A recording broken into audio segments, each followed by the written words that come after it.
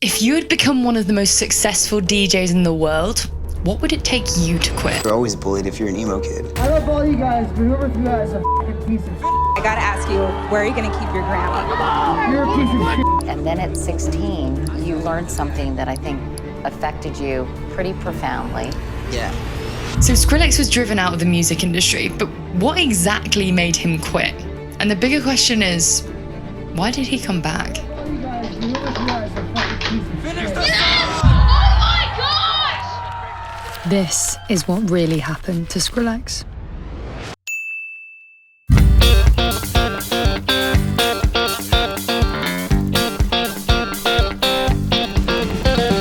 Skrillex, aka Sonny Moore, grew up in California and from a young age shows signs of being interested in music. Black long hair and thick rimmed glasses, he began his career in an alternative way as the lead singer of the post-hardcore punk band From First to Last.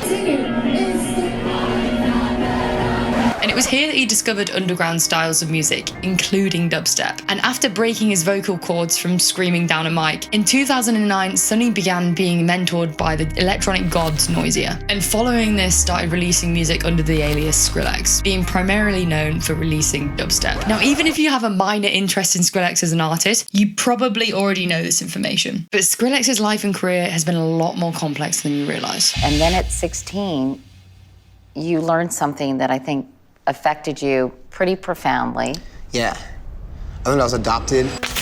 Can you imagine learning this when you're 16? Having lived your entire life sure of something, only for your entire world to be turned upside down and suddenly you feel different. For Skrillex, this wasn't the only challenge he experienced as a child. Bullied and misunderstood, with an alternative dress code, alternative interests, and parents who practiced and believed Scientology, Skrillex became a target for bullies. And to make matters worse, his mum sadly passed away at the age of 21. And before you say it, no, I am not here to ask you for the sympathy vote. My aim is not to make you feel sorry for him. However, just because someone is different, it does not then mean that they should be treated differently. And just because I've told you about that person's hardship does not then mean that you should like them more. When you learn all this, it kind of makes sense that Skrillex identified with alternative music like dubstep and hardcore post-punk because it too is different. It also places you on the fringes of society. But what exactly is dubstep and why is it only liked by a small number of people?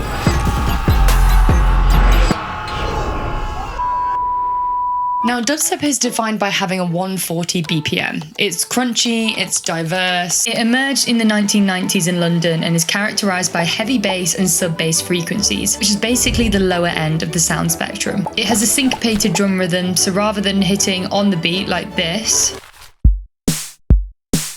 a syncopated rhythm hits its beat slightly before or after unexpected moments like this. And it sounds kind of like this.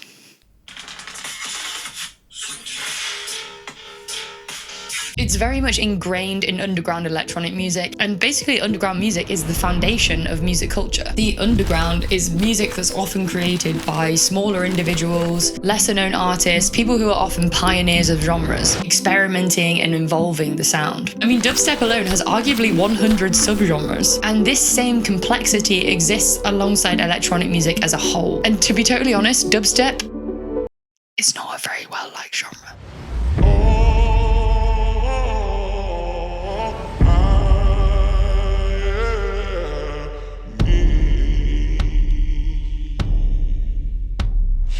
So despite suffering through early hardships, living an alternative lifestyle that was frowned upon by the mainstream, and making music that is dubbed regurgitated crap made within a few uninspired hours, Skrillex still reached international fame. How the f*** did he do that?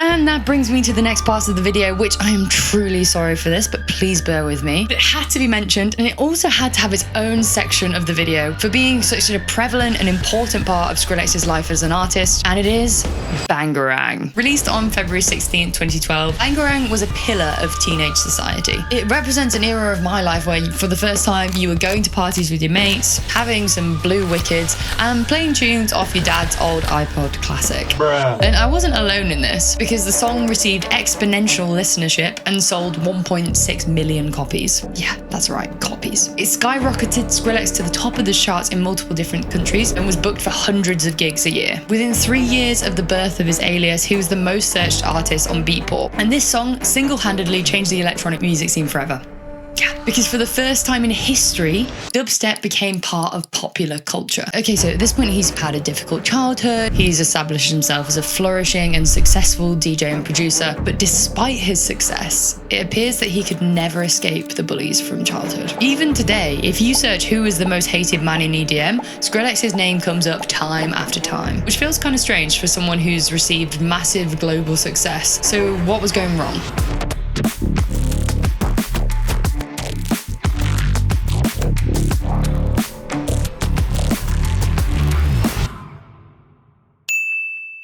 EDM stands for electronic dance music, and at a first glance you might think that means all dance music. But EDM is actually a specific subcategory of dance music that's centered around global reach and mass audience. It includes artists like Avicii, David Guetta, Alice in Wonderland, Martin Garrix, Calvin Harris, and of course Skrillex. Back in the early days, EDM was used to describe all dance music just because the scene was smaller. But as the genre's evolved, EDM has become associated with something much more specific, which is the Americanization of dance music and its ability to reach mass audiences. And this is where Skrillex comes in. He took dubstep, a genre completely deep-rooted in underground culture, and pushed it to the mainstream. But in doing so, he crossed an invisible line. Because to some, this was innovation, and to others, it was betrayal. For many of his early fans, it felt like he had sold out. And that tension only grew when he collaborated with artists like Diplo and developed Jack U, which was a collaboration project that featured artists such as Justin Bieber, which for anyone who was at that fateful Leeds Fest in 2016,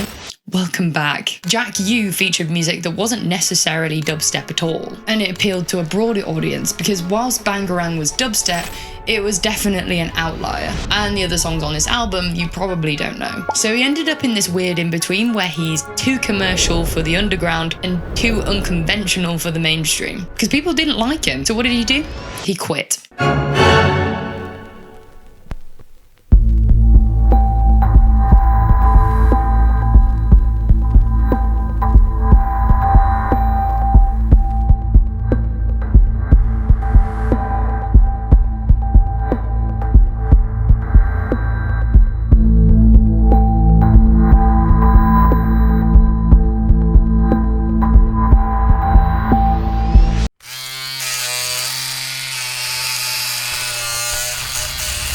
This is probably, oh my God. This is probably one of the most stressful articles I ever wrote when I was a music journalist. Why? Because not only did he come back after an 8-year hiatus, ditching the specs, having a haircut, looking buff, and releasing a brand new album, Quest for Fire, with a completely different sound, but 48 hours after this, he released a second album, Don't Get Too Close. 8-year break, 2 albums in 48 hours.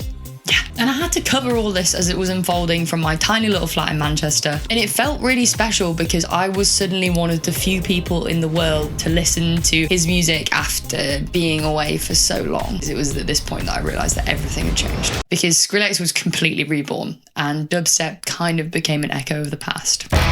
Sonny began leveraging his connections with other people in the industry.